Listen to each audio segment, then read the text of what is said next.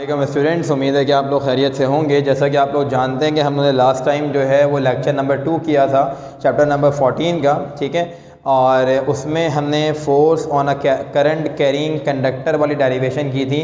देखिए, इस चैप्टर की जो तीनों डेरिवेशन है स्टार्ट की, एक आपके पास थी F is equals to Q V B sine theta और F is equals to B I L sine theta. और इसके अलावा जो ये वाली डेरिवेशन है ये तो बहुत ही इंपॉर्टेंट, सबसे ज़्यादा इंपॉर्टेंट जो है वो टॉर्क वाली डेरिवेशन है, ठीक है। आई होप सो कि आप लोग फुल कंसंट्रेशन से ये देखेंगे और कोई भी जो स्टेप होगा वो मुझसे पूछ लेंगे आप लोग। तो बेटा स्टार्ट करते हैं। हर डेरिवेशन के स्टार्ट में एक इंट्रोडक्टरी पैराग्राफ होता है, तो इसमें भी एक इंट्रोडक्टरी पैराग्राफ है, तो हम स्टार्ट लेते हैं बेटा।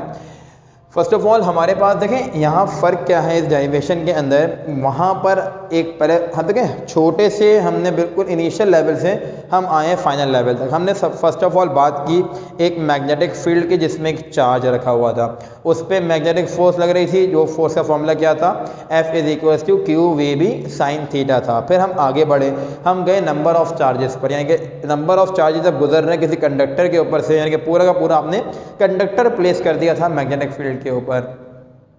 तो उसके ऊपर जो मैग्नेटिक फोर्स एक्सपीरियंस हो रही थी उस कंडक्टर के ऊपर, तो वो क्या थी, F is equals to B I L sine theta थी, ठीक है। अब क्या है, पूरा कॉइल रख दिया है आपने, ठीक है। कॉइल जो है रेक्टेंगुलर कॉइल है, कॉइल कंडक्टर से ही बड़ा होता है, ठीक है। अब देखिए, मैं आपको पहले स्टार्टिंग लाइंस लिख के बता रहा हूँ, उसके बाद फिर हम आगे चलेंगे। हमने क्या लिखा, कंसीडर अ रेक्टेंगुलर कॉइल। आपने एक रेक्टेंगुलर कॉइल कंसीडर किया, कंसीडर अ रेक्टेंगुलर कॉइल, और रेक्टेंगुलर कॉइल की जो रिप्रेजेंटेशन है उसको आपने कह दिया ए बी सी डी, ठीक है। Which is placed in a,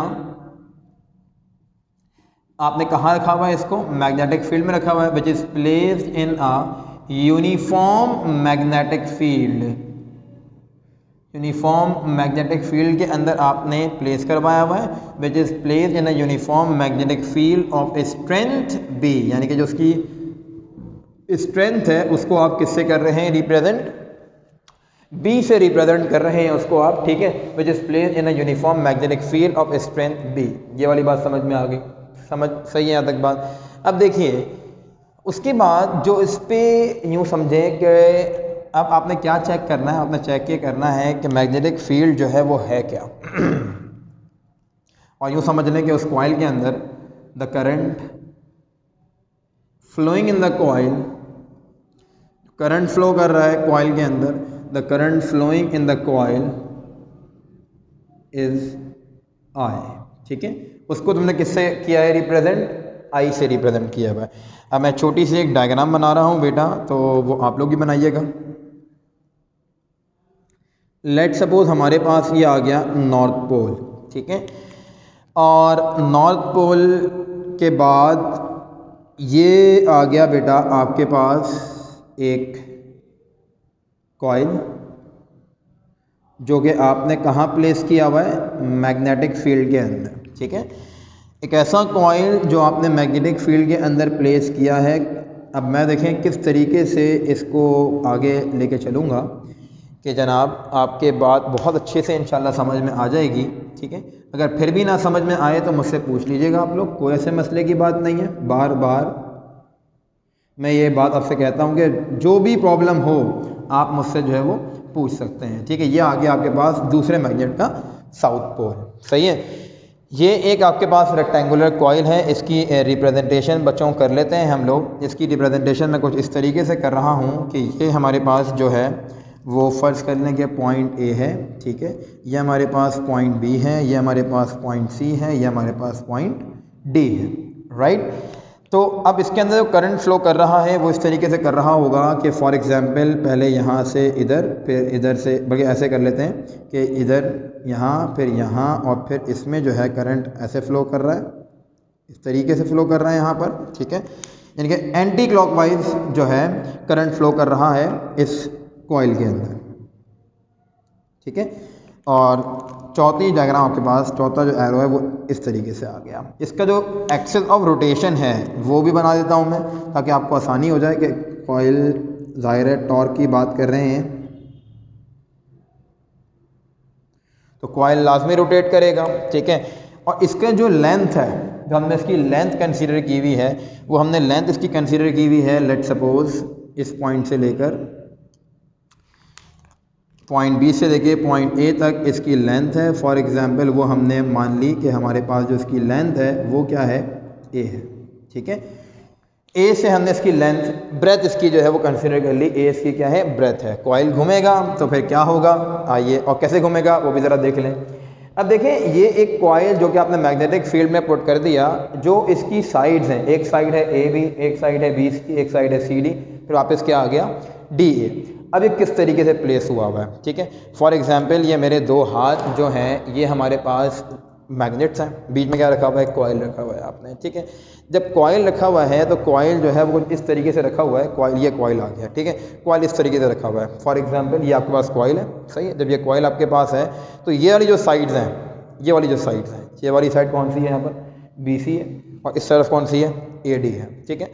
magnetic force की डायरेक्शन ऐसी है, यानी कि ए डी साइड पर और फिर यहाँ बी सी साइड पर आपके पास जो फोर्स लग रही होगी वो कैसी होगी, परपेंडिकुलर डायरेक्शन में एक्ट कर रही है। जबकि ये जो साइड है आपके पास सी डी और ये जो साइड आपके पास ए बी, ये along the direction of magnetic field है, यानी कि पैरेलल है। इस जगह पर और इस जगह पर जो मैग्नेटिक फील्ड का और जो रेक्टेंगुलर कॉइल का एंगल है वो कैसा है, 0 डिग्री। क्यों, क्योंकि पैरेलल हो गई, ये डायरेक्शन हो गई ना आपके पास, ये डायरेक्शन हो गई यहाँ पर, क्योंकि यहाँ पर कैसी है, परपेंडिकुलर है। तो मतलब यहाँ पर और यहाँ पर, इन दो जगह पर फोर्स एक्सपीरियंस कर रहा होगा आपके पास कोई भी रेक्टेंगुलर कॉइल, ठीक है।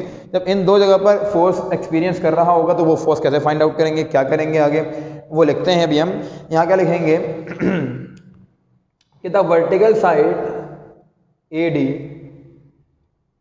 The vertical side A D, यहाँ पर ए डी नाम है इसका, the vertical side A D experiences a force, या यूँ समझ लें, प्लेस्ड इन अ फील्ड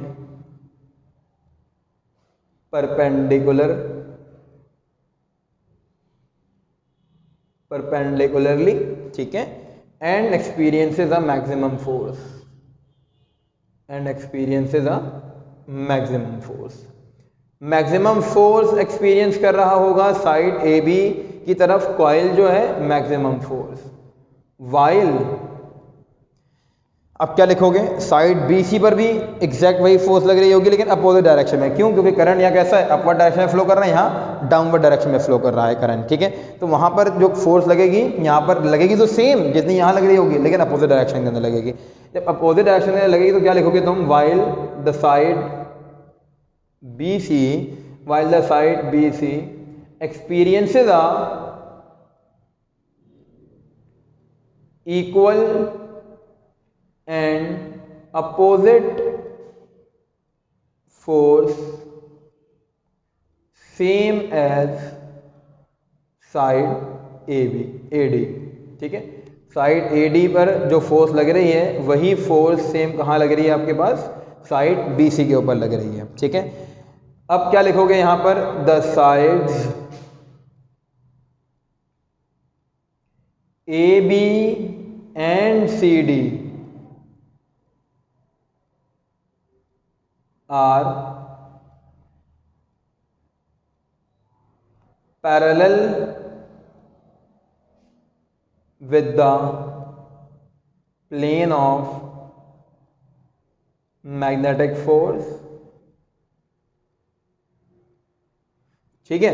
मतलब क्या हो गई, जो साइड्स ए बी और सी डी आपके पास है, साइड ए बी और साइड सी डी जो तुम्हारे पास है वो प्लेन ऑफ मैग्नेटिक फोर्स के साथ कैसी है, पैरेलल है। दैट्स वाई, सो आप क्या लिखेंगे, since there is minimum force acting on it, समझ नहीं पाती है वाली, एक्टिंग ऑन इट।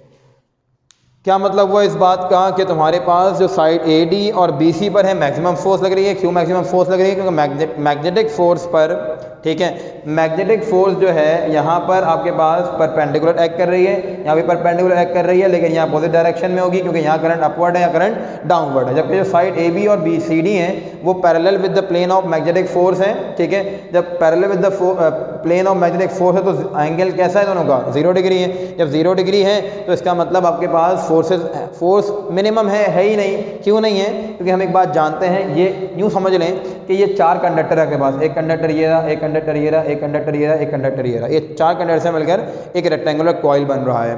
तो ये जब भी कंडक्टर, आप जानते हैं पिछले टॉपिक पर पढ़कर आए ये बात कि जब भी कंडक्टर परपेंडिकुलर रखा हुआ होगा तो फोर्स मैक्सिमम होगी। यहाँ कंडक्टर मैक्सिमम है, या कंडक्टर परपेंडिकुलर है, फोर्स मैक्सिमम, या कंडक्टर पैरेलल है, फोर्स मिनिमम, या कंडक्टर फिर कैसा है, परपेंडिकुलर लेकिन अपोजिट डायरेक्शन में, उल्टा कर दिया। अब करंट ऊपर से कहाँ आ रहा है, नीचे आ रहा है, दैट्स वाई फोर्स अपोजिट हो जाएगी। ठीक है, यहाँ पर फिर कंडक्टर क्या रखा हुआ है, पैरेलल रखा हुआ है, दैट्स वाई फोर्स मिनिमम। तो इस साइड पे इस फोर्स ना होने के बराबर, क्योंकि along the plane of magnetic force है ये दोनों साइड्स, दैट्स वाई फोर्स इस पर नहीं लग रही होगी। ठीक है, अब फोर्स होती क्या है, जो फोर्स अप्लाई होती है इसके ऊपर, वो फोर्स क्या होती है। ठीक है, वो होती है आपके पास F equal to BIL, maximum force ये होती है ना आपके पास। अब देखें एक और बात, यहाँ पर जो फोर्स लग रही होगी हम कैसे निकालते हैं डायरेक्शन, ये है तुम्हारे पास क्या, ये तुम्हारे पास करंट की डायरेक्शन है, ये ना ये करंट की डायरेक्शन है। ठीक है, जब ये करंट की डायरेक्शन तुम्हारे पास है और ये डायरेक्शन किसकी है, डायरेक्शन तुम्हारे पास मैग्नेटिक फील्ड की डायरेक्शन है। ठीक है, या यूँ समझ लें ये डायरेक्शन मैग्नेटिक फील्ड की है, या यूँ समझ लीजिए कि यहाँ जो है ये डायरेक्शन है मैग्नेटिक फील्ड की। ठीक है, ये मैग्नेटिक फील्ड की डायरेक्शन है, यहाँ से मैग्नेटिक फील्ड है, और ये तुम्हारे पास क्या है, वेलोसिटी है। ठीक है, यानी कि करंट की डायरेक्शन है, करंट चार्जेस जो है वो इस तरह फ्लो कर रहे हैं, वेलोसिटी डायरेक्शन ये है। अब तुम्हें मैं एक बात बता कर आया था लास्ट टॉपिक के अंदर कि अगर ये मैग्नेटिक फील्ड की डायरेक्शन है और ये डायरेक्शन है किसकी, अपवर्ड वेलोसिटी की, जब मैं वेलोसिटी मैग्नेटिक फील्ड को, या यूँ समझ लें कि आप वेलोसिटी को कर्ल करेंगे किसकी तरफ, मैग्नेटिक फील्ड की तरफ, तो थंब क्या शो कर रहा है आपका, outward, out of the page show कर रहा है। या यूँ समझ लें कि आपके पास ये मैग्नेटिक फील्ड और वेलोसिटी ऊपर की तरफ है, वेलोसिटी की तरफ आपने क्या किया, इसको जैसे ही कर्ल किया फिंगर्स को, तो जो आपका थंब है वो कैसा है, आउटवर्ड है, फोर्स कहाँ होगी, बाहर की तरफ। जबकि यहाँ पर क्या होगा, यहाँ पर सिलसिला हमारे पास ये होगा कि मैग्नेटिक फोर्स की डायरेक्शन उस तरफ है, वेलोसिटी ये रही। जब तुम क्या करोगे, जब तुम लेके जाओगे मैग्नेटिक फील्ड को कहाँ, वेलोसिटी की तरफ, इस तरफ लेके जाओगे तो डायरेक्शन कहाँ जा रही है, अंदर की तरफ जा रही है। समझ आ रही है बात ये वाली, एक तरफ फोर्स यहाँ से बाहर की तरफ है, एक तरफ फोर्स कहाँ है, इनटू द पेज है, यहाँ आउट ऑफ द पेज है, यहाँ इनटू द पेज है, हैं दोनों इक्वल, लेकिन यहाँ कैसी लग रही है, आउट ऑफ द पेज। क्यों आउट ऑफ द पेज लग रही है, इससे लग रही है कि जब तुम मैग्नेटिक फील्ड को लेके जा रहे हो कहाँ, वेलोसिटी की तरफ इस तरीके से, तो थंब तुम्हारा कहाँ जा रहा है, बाहर की तरफ जा रहा है। ठीक है, और फिर क्या कर रहे हो, जब तुम यहाँ से लेके जा रहे हो मैग्नेटिक फील्ड को किस तरफ, वेलोसिटी की तरफ, तो तुम्हारा थंब का जा रहा है, अंदर की तरफ जा रहा है। समझ आई बात ये वाली। तो राइट हैंड रूल के जरिए हम फोर्स की डायरेक्शन निकालते हैं। हमने आपको सेकंड डायरेक्शन जो करवाई थी वो वाली करंट कैरिंग कंडक्टर वाली, उसमें बताया भी था। तो डिफरेंट टाइप, लेकिन लेवल ऑफ फोर्स सेम है, पॉइंट ऑफ फोर्स डिफरेंट है। लेट्स सपोज कि यहाँ पर एक फोर्स अगर ऐसे लग रही है डाउनवर्ड तरीके से, तो एक फोर्स कहाँ लग रही है, अपवर्ड लग रही है। आप पढ़कर आए हुए हैं फर्स्ट ईयर के अंदर चैप्टर नंबर 5 में भी और मैट्रिक क्लास में भी कि जब एक ही सेम लेवल पर लेवल ऑफ फोर्स सेम हो लेकिन डिफरेंट पॉइंट पे लग रही हो और अपोजिट डायरेक्शन में लग रही हो, तो वहाँ पर कपल प्रोड्यूस हो जाता है। कपल फोर्सेस कहलाती हैं ऐसी फोर्सेस जो लेवल तो सेम हो लेकिन एक्शन जो आपके पास पॉइंट ऑफ एक्शन हो वो कैसा हो, डिफरेंट हो, तो वहाँ पर आपके पास कपल प्रोड्यूस हो जाता है, टॉर्क प्रोड्यूस हो जाता है कपल फोर्सेस की वजह से। ठीक है, अब वो टॉर्क क्या होगा, कैसे निकालोगे टॉर्क, तुम देखो टॉर्क कैसे निकलेगा। हमारे पास टॉर्क का फॉर्मूला, यहाँ एक सेंटेंस और लिख देते हैं यहाँ पर क्या, कि the equal and opposite forces on sides AD and BC constitutes a couple. ठीक है, so the torque produced by it will be, क्या फॉर्मूला होता है बच्चों टॉर्क का हमारे पास, टॉर्क का फॉर्मूला हमारे पास होता है फोर्स इनटू मूवमेंट आर्म। क्या फॉर्मूला होता है, फोर्स इनटू मूवमेंट आर्म हमारे पास होता है फॉर्मूला। ठीक है, अब देखें फोर्स इनटू मूवमेंट आर्म जब फॉर्मूला होता है तो मैं लिख रहा हूं कि torque is equals to force into movement arm, ये फॉर्मूला होता है। ठीक है, हमारे पास यही फॉर्मूला है ना, फोर्स इनटू मूवमेंट आर्म। ठीक है, अब जब फोर्स इनटू मोमेंटम हमारे पास फॉर्मूला है तो बच्चों क्या बन गया कि यहाँ पर जो है F क्या था, मैं बताया आप लोगों को BIL मैक्सिमम फोर्स थी, और मोमेंटम क्या होगा, ज़रा ये सुनिएगा गौर से बात, मोमेंटम हमारे पास क्या होगा। देखें ये एक्सिस ऑफ रोटेशन है, ये कॉइल है तो कॉइल ऐसे घूमेगा, फोर्स लग रही है, ये फोर्स है, और आप जानते हैं कि फोर्स से परपेंडिकुलर डिस्टेंस पर होता है मोमेंट आर्म। तो परपेंडिकुलर डिस्टेंस पर तो है, ये फोर्स आ गई और ये मोमेंट आर्म आ गया यहाँ से यहाँ तक का, ये फोर्स है, ये मोमेंट आर्म है, ठीक है। ये फोर्स और मोमेंट आर्म, मोमेंट आर्म क्या होता है? Perpendicular distance to the point of action, from the point of action to the point of force. Point of action से लेके पॉइंट ऑफ फोर्स का डिस्टेंस क्या कहलाता है? मोमेंट आर्म कहलाता है। तो ब्रेथ का हाफ हो गया, तो क्या हो गया? ब्रेथ का हाफ हो गया तुम्हारे पास, जो क्या हो गया? ब्रेथ का हाफ तुम्हारे पास, ब्रेथ का हाफ हो गया मोमेंट आर्म। ये बात समझ में आ गई तुम्हारे, ठीक है। अब देखो दो फोर्सेस है, एक फोर्स कहाँ लग रही है? फोर्स लग रही है एडी के ऊपर, एक फोर्स कहाँ लग रही है? बीसी के ऊपर, ठीक है। तो हमारे पास टोटल फोर्स क्या होगी तुम्हारे पास? इस तरीके से लिखोगे इस चीज़ को, जरा सुनना बात को गौर से ना, ठीक है। दो टॉर्क प्रोड्यूस होंगे, एक टॉर्क प्रोड्यूस होगा इस फोर्स की वजह से, एक टॉर्क प्रोड्यूस होगा इस फोर्स की वजह से, ठीक है। तो टॉर्क का फॉर्मूला मैंने जो कॉमन फॉर्मूला वो तो लिख दिया, ये होता है। लेकिन हमारे पास जो टोटल टॉर्क कैसे फाइंड आउट करोगे? टोटल टॉर्क तुम्हारे पास फाइंड आउट होगा the total torque will be, ये आप कैसे फाइंड आउट कर सकते हैं कि tau is equals to tau 1 plus tau 2। ये टॉ 1 कौन सा है? चलो साइड दे देते हैं, साइड का नाम दे देते हैं। साइड का नाम है एडी वाला टॉर्क, ठीक है। और यहाँ साइड का नाम क्या है तुम्हारे पास? बीसी वाला टॉर्क। एडी वाले टॉर्क की फोर्स कौन सी होगी? फोर्स एडी होगी। मोमेंट आर्म क्या होगा इसका? ए का हाफ। यहाँ टॉर्क, यहाँ फोर्स कौन सी होगी? फोर्स बीसी होगी। मोमेंट आर्म तो सेम ही रहेगा, ठीक है। अब देखो क्या हो जाएगा बच्चों, यहाँ पर तुम्हारे पास बन जाएगा torque is equals to what? Torque का फॉर्मूला बनेगा force A D multiply by A upon 2। A upon 2 क्या है? मोमेंट आर्म यानी कि एक्सिस ऑफ रोटेशन, ये है एक्सिस ऑफ रोटेशन से के पॉइंट ऑफ फोर्स का डिस्टेंस, ठीक है, प्लस ये आ गया प्लस। उसके बाद फिर क्या होगा? F B C multiply by A upon 2, ठीक है। मैक्सिमम फोर्स हमारे पास क्या होती है? लिख देते हैं, मैक्सिमम फोर्स हमारे पास होती है B I L. As we know that, यहां मैं लिख देता हूं क्या कि as we no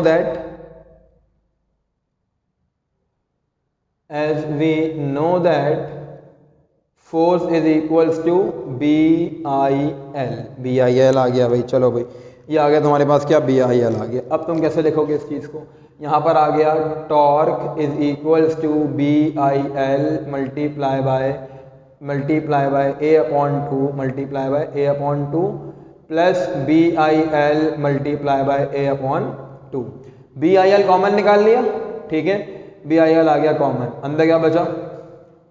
A upon 2 plus A upon 2 यानी कि हाफ प्लस हाफ 1 बन गया। Torque is equals to B I L A. समझ गए इस बात को? ये आ गया टॉर्क तुम्हारे पास, ठीक है, बी आई एल ए। लेकिन ये तो उस वक्त है ना जब बिल्कुल स्ट्रेट पड़ा हुआ है कॉइल, किसके अंदर? मैग्नेटिक फोर्स के अंदर। अगर कॉइल इस एस के बजाय ऐसा हो जाए टेढ़ा, तो कुछ ना कुछ एंगल बना लिया मैग्नेटिक फील्ड से, ठीक है।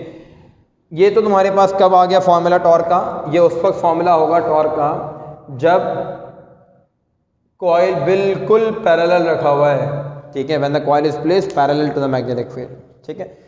अच्छा, अब फर्ज कर लो कि तुम्हारे पास कॉइल जो है वो ऐसे रखा हुआ है। कैसे रखा हुआ है बच्चों? इस तरीके से रखा हुआ है।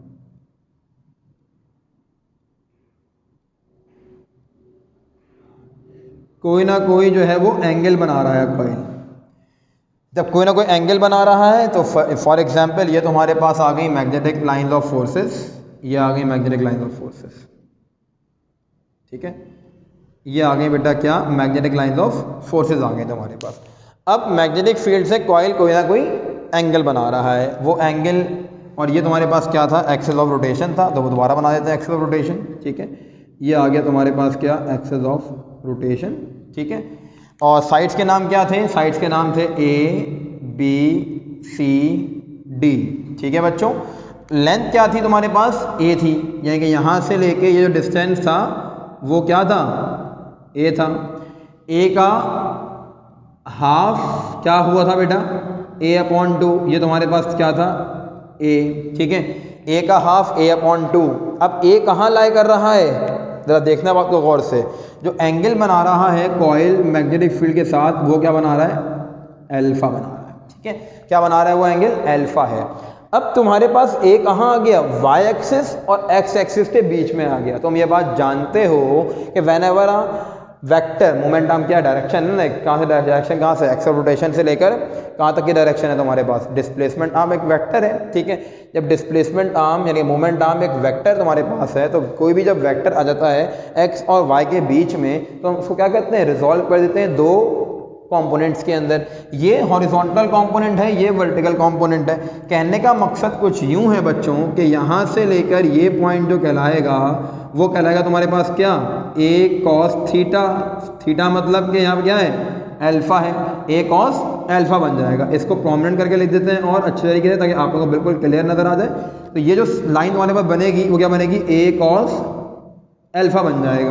क्यों ए कॉस अल्फा बन जाएगा, क्योंकि ये ए का क्या है, हॉरिजॉन्टल कंपोनेंट है। ए क्या है, ए तुम्हारे पास यहाँ पे मोमेंट आर्म है। मोमेंट आर्म क्या होता है, एक तुम्हारे पास वेक्टर क्वांटिटी है। जब वेक्टर क्वांटिटी है, जब भी कोई वेक्टर जो है in between X and Y axis lie करेगा, तो तुम उसको क्या कर दोगे, रिजॉल्व कर दोगे दो कंपोनेंट्स के अंदर। एक बनेगा हॉरिजॉन्टल कंपोनेंट, एक बनेगा वर्टिकल कंपोनेंट, ठीक है। तो हॉरिजॉन्टल कंपोनेंट क्या है, बेसिकली इस जगह पर मोमेंट आर्म शो कर रहा है। किस, इस पोजीशन में मोमेंट आर्म है हॉरिजॉन्टल कंपोनेंट। वो कैसे, हम जानते हैं मोमेंट आर्म की एक और डेफिनेशन होती है, the distance between two forces. यानी कि एक फोर्स तो यहाँ लग रही थी इनटू द पेज और एक फोर्स लग रही थी आउट ऑफ द पेज, तो इनके दरमियान का जो फासला हो गया वो क्या बन जाएगा, मोमेंट आर्म। और मोमेंट आर्म यहाँ पे क्या होगा, ए कॉस अल्फा होगा।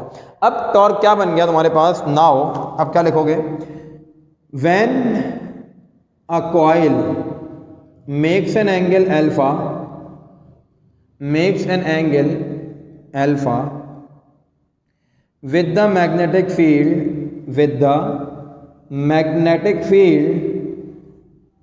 then torque becomes। अच्छा, टॉर्क क्या बन जाएगा आपके तुम्हारे पास बच्चों, टॉर्क तुम्हारे पास बन जाएगा टॉ is equals to B I L A cos alpha, ठीक है। एल ए, ये जो एल ए है ना, ये जो एल ए है, ठीक है। एल तो क्या है, लेंथ ऑफ द कंडक्टर, ठीक है, लेंथ ऑफ द कॉइल। ए क्या था, ब्रेथ ऑफ द कॉइल। क्या था बेटा, ब्रेथ ऑफ द कॉइल। तो तुम क्या क्या लिखोगे कि लेंथ तुम्हारे पास लेंथ ऑफ द कॉइल, ए तुम्हारे पास ब्रेथ ऑफ द कॉइल, ये क्या हो गया, area of the coil, length into breadth. तो हम अब टॉर्क के फॉर्मूले को क्या लिख सकते हैं, torque is equals to B I A cos alpha. ये आ गया टॉर्क का फॉर्मूला। कब, जब तुम्हारे पास कॉइल कोई ना कोई एंगल बनाएगा, किसके साथ, मैग्नेटिक फील्ड के साथ, और एंगल क्या है, अल्फा है, ठीक है। ये तो एक टर्न के लिए, जब कॉइल एक बार घूमेगा, ठीक है, कॉइल घूम जाएगा ना इस तरीके से, फोर्स लग रही है तो कॉइल क्या होगा, यहाँ रखा हुआ है, एक फोर्स यहाँ लग रही है, एक फोर्स यहाँ से लग रही है, तो कॉइल से घूम जाएगा। जब कॉइल से घूमेगा तो एक बार तो कॉइल घूमेगा नहीं। जब जितने भी टर्न उसके अंदर आएंगे तो तुम यहाँ पे क्या लिखोगे, फॉर एन टर्न्स,